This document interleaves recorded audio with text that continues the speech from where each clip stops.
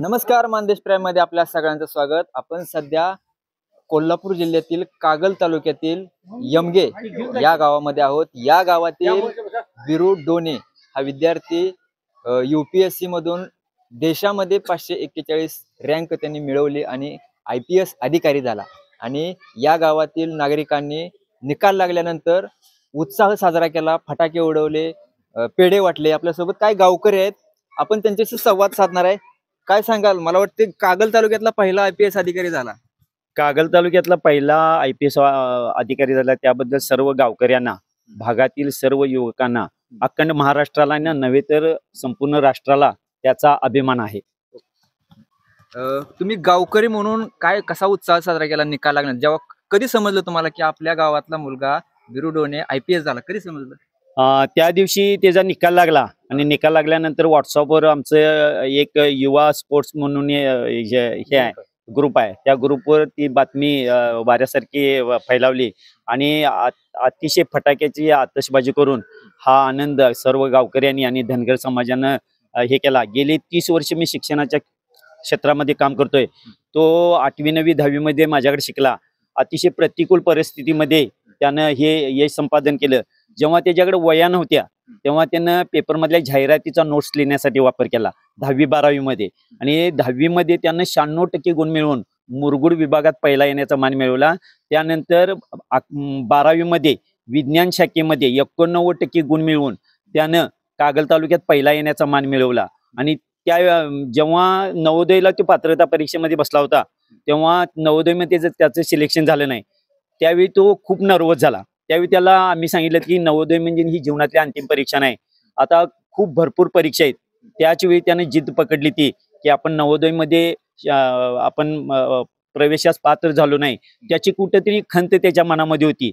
आणि त्यावेळीपासून म्हणजे इयत्ता 5वी पासून त्याने जिद्द पकडली की याची वजावट कुठेतरी मोठा अधिकारी होऊन आपण पूर्ण करणार। आणि त्यासाठी त्यानं अगदी 5वी पासून हे प्रयत्न चालू केलं। अखंड मेहनत, परिश्रम, सोशल मीडियापासून अलिप्त, TV, मोबाईल किंवा जगाच्या पूर्ण झगमटापासून अलिप्त राहून त्यानं प्रचंड मेहनत आणि प्रामाणिक प्रयत्न करून हे संपादन केलेलं आहे। त्याबद्दल सर्व गावकऱ्यांना, आम्हा शिक्षकांना, 30 वर्षामध्ये आम्ही या शिक्षणाच्या क्षेत्रात काम करतोय। या 30 वर्षामध्ये या वर्षी माझं 5 विद्यार्थी MPSC मध्ये सिलेक्ट झाले, 5 विद्यार्थी। आणि त्यामुळे हे वर्ष माझ्यासाठी अतिशय सुवर्ण संधी आहे। आणि बिरदेवनं तरी त्याच्यावर कळत चढवून IPS अधिकाऱ्यापर्यंत त्यानं मजल मारली। आणि त्यामुळं खरोखर आज जीवनाचं सार्थक झाल्यासारखं वाटतं की या शिक्षणाच्या क्षेत्रामध्ये काम करून आमच्या जीवनाचं सार्थक झालं। आणि परमेश्वरानं आम्हाला असा अमूल्य हिरा दिला की त्यानं आमच्या गावाचं नाव, आमच्या सर्व गुरुजनांचं नाव, आपल्या शाळेचं नाव, आपल्याला मार्गदर्शन आणि वेळोवेळी अडचणीच्या वेळी मदत करणाऱ्या समाजाचं नाव, धनगर समाजाचं नाव, या सर्वांचं नाव केवळ तालुका नव्हे, केवळ जिल्हा नव्हे तर सर्व राष्ट्र पातळीवर पोचवलं। याबद्दल सर्वांना नेहमीच त्याचा अभिमान राहील। आणि शिक्षण कसं असतंय बघा, शिक्षण हे प्रथम आई वडिलाला उपयोगी पडलं पाहिजे, मग ती गावाला उपयोगी पडलं पाहिजे, समाजाला उपयोगी पडलं पाहिजे, राष्ट्राला उपयोगी पडलं पाहिजे आणि मानवतेला उपयोगी पडलं पाहिजे। आम्ही संस्कारातून मुलांना हे शिकवलंय, तुमचं शिक्षण जेव्हा आई वडील, समाज, दीनदलितांना, राष्ट्राला आणि मानवतेला उपयोगी पडेल तेव्हा आम्हाला त्याचा सार्थ अभिमान वाटेल। आणि आज बिरदेवनं ते जे आमचं वाक्य होतं संस्काराचं, त्यागाचं, बलिदानाचं आणि समाजासाठी झटण्याचं ते स्वप्न पूर्ण केलंय, त्याचा आम्हाला सार्थ अभिमान वाटतो। आमच्या प्रेक्षकांना हे ऐकायचं की तुम्ही पहिल्यापासून बिरदेवचे गुरु आहात, शिक्षक आहात, तुम्ही त्यांना बघितलंय, घडवलंय तुम्ही त्यांना। शाळेमध्ये असताना त्याचे स्वप्न तुम्हाला माहित असतील, कसा होता आणि खेळात चांगला होता, शिक्षणात चांगला होता, आणि एकंदरीत काय त्यांच्याबद्दल सांगाल? त्यांची शाळेत परिस्थिती कशी होती घरची? शाळेत असताना त्याचे वडील माझे क्लासमेट, त्यांचं 12वी पर्यंत शिक्षण झालं, पण घरची परिस्थिती बेताची असल्यामुळे त्यांना आर्मीमध्ये जायचं होतं, त्यांचं स्वप्न पूर्ण झालं नाही। आणि त्यामुळे बिरदेवची परिस्थिती बेताची होती, त्याला बऱ्याच अडचणी यायच्या। कधी कधी त्या अडचणी आम्हाला जेवढ्या शक्य आहे त्या आम्ही गुरुजनांनी सोडवण्याचा प्रयत्न केला। आणि त्यामुळे आम्हाला सार्थ अभिमान वाटतोय की बिरदेवला खेळाची थोडीफार आवड होती। सुरुवातीला त्याचं क्रिकेट जरा ओढ होता, या खालच्या शाळेमध्येच तो क्रिकेट खेळायचा, थोडीफार खेळायची आवड होती। पण नंतर त्यानं जिद्द पकडली की तो सगळ्या मुलांना म्हणायचा की नवोदयला नंबर गेल्यानंतर त्याला खंत वाटली आणि तो खूप नर्वस झाला की बाबा आता मग त्याला आम्ही समजावून सांगितले की नवोदय ही जीवनातली अंतिम परीक्षा नाही आणि याच्यापेक्षा मोठ्या परीक्षा आपल्याला देता येतात.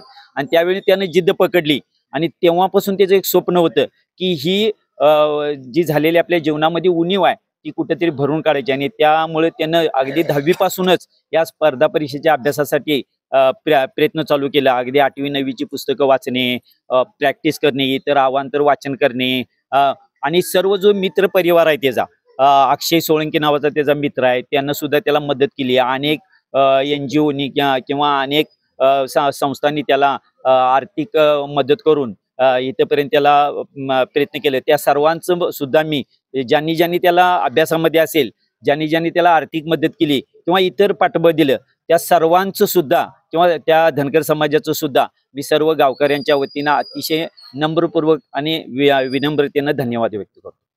काय सांगाल या यमगे गावची लोकसंख्या किती आहे? आणि यमगी गावची लोकसंख्या आता 6000 आहे.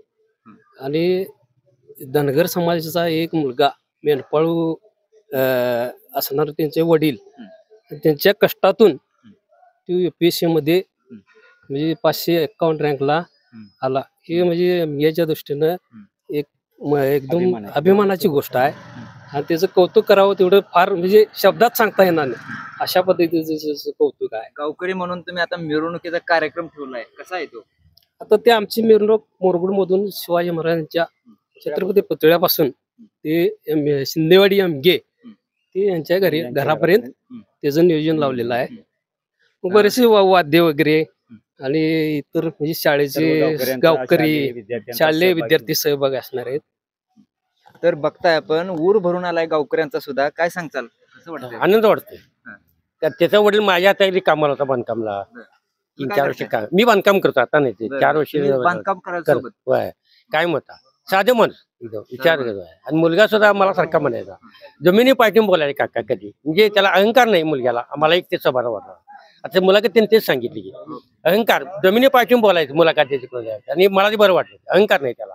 आम्ही जाती म्हणत त्यांना आम्हाला इतकं म्हणजे बोलण्यावरती बात आम्हाला जिंकलं त्यानं, हे विशेष वाटलं. बाकी काही नाही. या की मग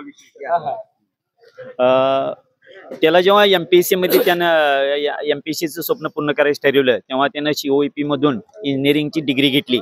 आणि त्यानंतर दिल्लीमध्ये त्यानं 2 वर्ष सराव केला. त्यासाठी त्याला आर्थिक पाठबळ हवं होतं. आणि हे सर्व आर्थिक पाठबळ त्याचा जो भाऊ आहे वासुदेव डोने, मोठा भाऊ, त्या मोठ्या भावानं आर्मीतला आपला जो सर्व सॅलरी आहे किंवा पगार आहे तो त्याच्या उत्कर्षासाठी खर्च केला. त्याबद्दल त्याच्या वासुदेव या भावाचं सुद्धा मोठं योगदान आहे. त्याच्या या यशामध्ये फार मोठं योगदान आहे असं म्हणायला काय हरकत नाही. ओके. तर बघितलं आपण बिरू डोने अधिकारी झाला, गावकऱ्यांसहित संपूर्ण महाराष्ट्राला अभिमान वाटला. आपण आता गावकऱ्यांशी संवाद साधला. 2-3 दिवसामध्ये बिरू आपल्या गावामध्ये येणार आहे आणि त्यांची जंगी मिरवणूक सुद्धा निघणार आहे. तर आता त्यांच्याशी बिरू डोने यांच्याशी आपण बोलणार आहे, त्यांचे संवाद साधणार आहे. तर भेटूया पुढच्या व्हिडिओमध्ये. धन्यवाद.